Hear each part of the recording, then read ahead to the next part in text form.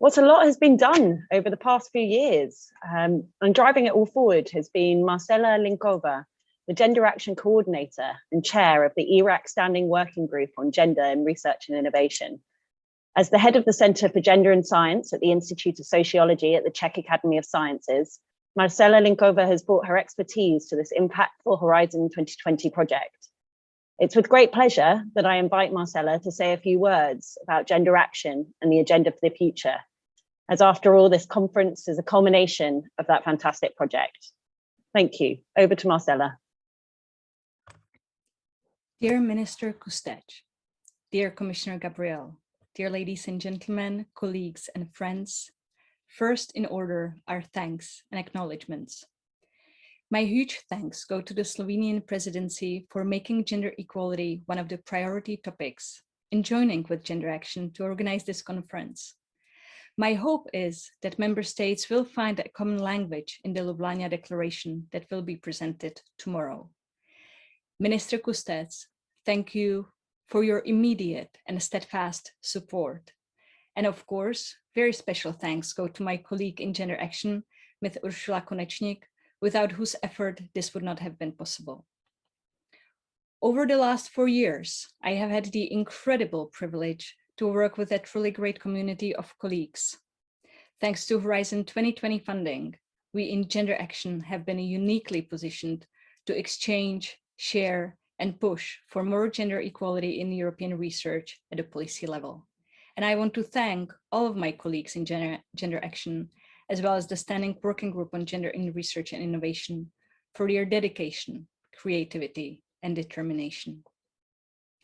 Never before since 1999, when gender equality in research became an issue on the European political agenda, has there been such a momentum as there is today. When Gender Action was starting 4 years ago, little could I imagine this fast and steady development, and here we are today. In Horizon Europe, gender equality plans are an eligibility criterion, and the gender dimension is a default requirement. Horizon Europe now holds a major promise, and I want to thank the Commission for its bold, committed, and unwavering leadership to seeing these new requirements through. The careful me, of course, wants to immediately add that the hard work is just starting now. To make sure that policies do not stay on paper, a broad-based, dedicated community is necessary to create buy-in, involving policymakers, academics, experts, and practitioners with different roles and permeable boundaries to keep the flow of information as well as support and mobilization. Huge numbers of people in higher education and research institutions are now doing the hard work of explaining to their management and leaders that gender equality plans are a reality. On the policy side, we must have their back. All the support activities that are planned at the EU level must go ahead fast. But a major task is also with national authorities that have aligned behind gender equality plans in the Council conclusions on the new era. It is vital to create synergies and use structural funds, for example, and also to provide other forms of support at the national level, as, for example, the Czech Ministry of Education is doing through supporting us in the National Contact Center for Gender and Science so that we can support our institutions. To conclude this first part, I want to stress that having a policy community of practice for mutual learning and exchange has been the single most important joint achievement of our Gender Action Consortium. And we also see it in the Standing Working Group. So I just want to say, whatever the advisory structure for the new era looks like, policy communities of practice bring together representatives of national authorities to work together, learn from each other, and inspire each other should and must be preserved because they are effective and move things forward. I will now turn to 3 issues that I want to address as a priority for the future. The topic that has always been very close to my heart is gender-based violence. The difficult message is that different sorts of violence, explicitly or implicitly gendered and racialized, have permeated history of science. The philosophical underpinnings of science with its subject-object duality, the extremely hierarchical organization, the dependence of students and scholarly novices. All these support violence.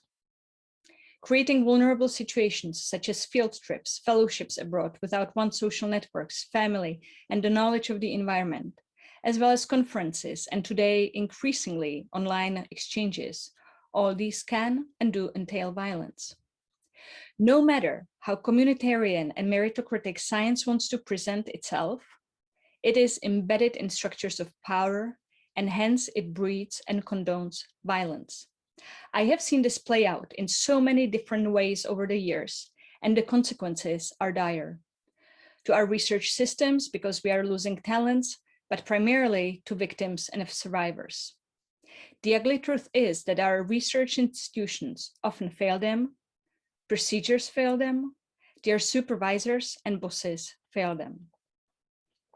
Last year, the Standing Working Group on Gender in Research and Innovation carried out a policy mapping showing that this is an underestimated and under-recognized topic in European research and higher education policy. The Commission is now funding the UNICEF project, which will provide comprehensive information about prevalence and the impact of violence in academia. And it is vital that the new findings are taken seriously by the entire European research system.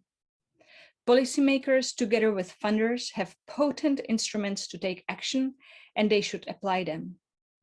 The European research and higher education area will not live up to their promise if we do not take gender-based violence seriously, creating safe educational and research training environments. In this connection, I have to raise again the issue of international cooperation and globality of research. International mobility is great, but then institutions and policymakers must do more to put safety measures in place. We can't be sending early career researchers trotting around the globe or just even across Europe on postdoctoral positions that are precarious as they are, without solid safeguards against gender-based violence, including specifically violence against ethnic minorities and LGBTQI+ researchers. If we take the perspective that it is not just an instrumental brain that circulates, but a whole human being with their body and emotions, then we know it is the integrity of the whole person that is at stake. I therefore urge the Commission, the Member States, as well as umbrella organizations, to require all research and higher education institutions that want to engage in EU mobility and student exchange schemes to have in place policies, preventative measures, protections, grievance procedures, and services to eradicate institutional sexism, gender violence, as well as sexualized forms of violence. This is all the more vital because as we are advancing on gender equality, we are also seeing rise in ethnic and racial violence and violence against LGBTQI+ people in some countries. Action is needed now, and the EU Pact for Research and Innovation that will be published soon must not only reflect these European values, but must also include concrete actions to address systemic, intersectional, gender inequality and violence. The second topic that is close to my heart is monitoring and evaluation. Dr. Angela Wroblewski has done a tremendous job in gender action, showing how important indicators are, how careful we have to be to make sure we measure the right things. Honestly, using the proportion of women among full professors as an indicator in the European research area, because it was the lowest common denominator that all member states had the data for, is not a proper ground to build policy to select indicators. The new ERA monitoring mechanism and the ERA scoreboard must take gender equality seriously, and this means focusing on the system, on the institutional level, and not only on the proportions of women. Because I can promise you one thing, women tend not to give up, even in the most hostile systems. So proportions of women anywhere cannot be the only measure of equality. Instead, we need to focus on the institutional system of award, recognition, and culture. This pertains to gender equality plans too. At the beginning of June, the Standing Working Group published its report on GEPs. One finding that was surprising to me is how many countries require GEPs from their higher education and research organizations. Many define the building blocks, some include sanctions, though these are quite few, and some provide incentives. Nevertheless, what the report also shows is that monitoring and evaluation can be done better. For example, some of the countries that require JEBs don't have statistics on how many of the obligated institutions have actually adopted them. And it won't surprise when I say that they know even less about the quality of actions taken at the institution level. This is, from my perspective, the second most important thing to focus on. The Horizon Europe JEB requirement will have a huge structuring effect and will propel to action institutions in the countries where the JEB requirement does not exist.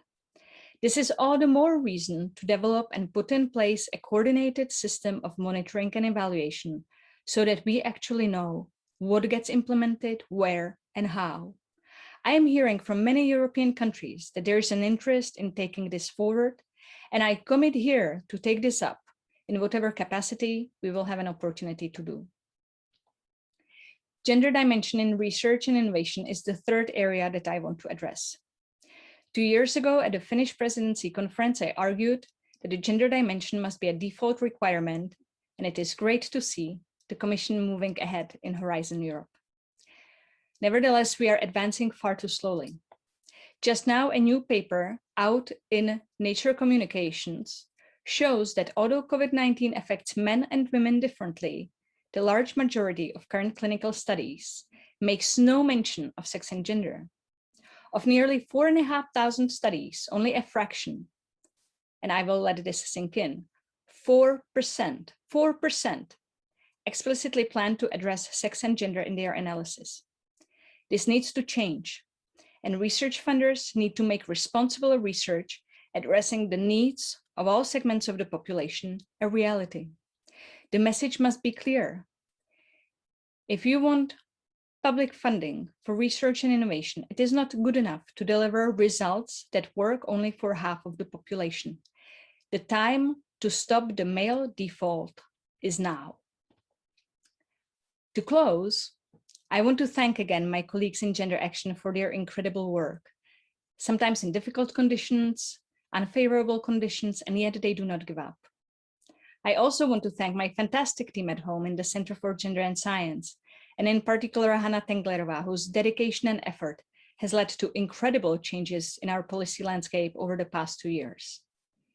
And I also want to thank Martina Fucimanova, who has given her kind and steady support to our Gender Action Consortium and kept us all on track. Right now, gender equality seems moderately easy, so let us work hard so that we can all benefit from the inventions, findings, flights of thought, and imagination that diverse groups of women, men, and non-binary people bring to research and that are vital to us transitioning to gender-sensitive, medically, environmentally, and digitally just future. Thank you.